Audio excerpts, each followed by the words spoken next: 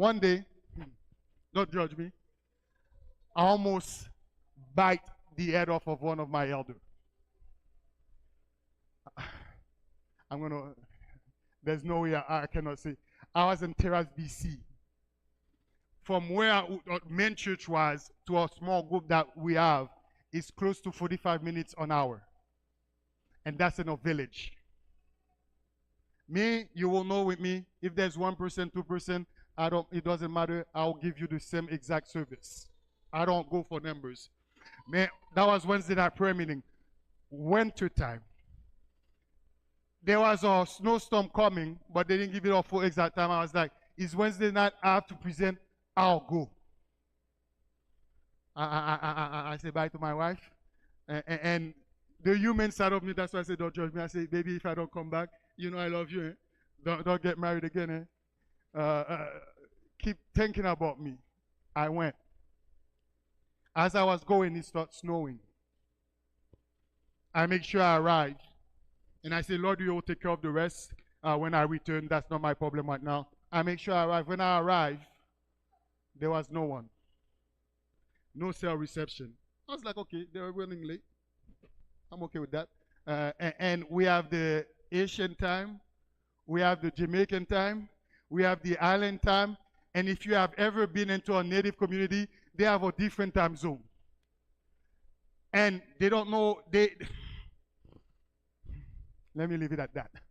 They have a different time zone than us. So I'm like, I know where I'm going from, so probably they're late. I waited.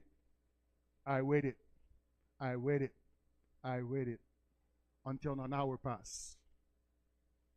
There's no one. I have no cell phone reception to call. So I have to drive back at least 15, 20 minutes back and give a call. And when I call, the elders tell me, oh, Pastor, sorry, I forget to tell you we canceled it.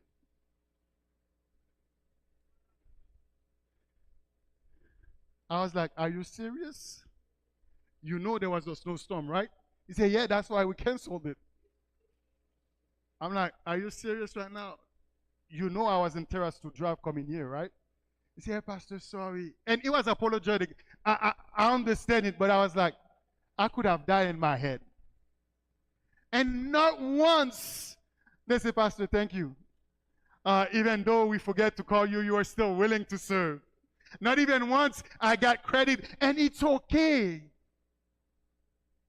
At first it wasn't. I'll be honest, at first it wasn't. But I realized at the end of the day, when victory is won, it's not about what Joshua did and the soldiers.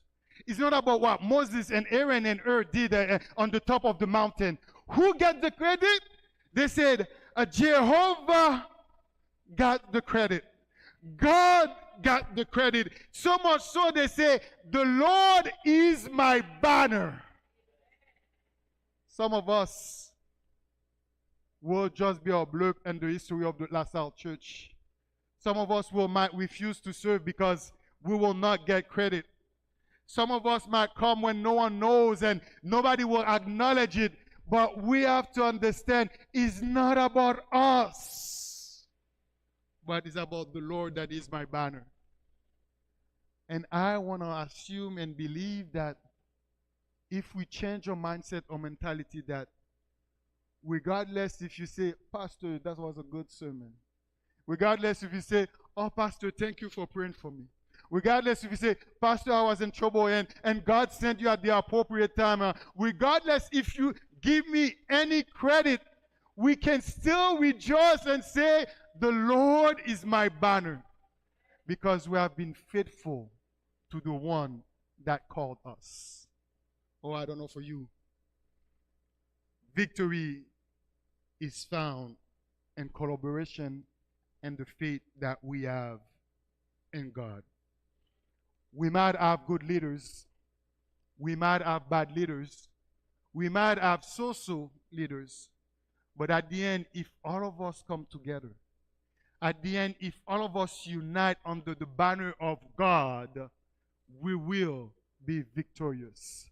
And I pray, I wish that when you will receive that call, that you don't see the pastor calling or you don't see the community calling, but you see God and Moses and that war meeting and looking around and say, who should I send?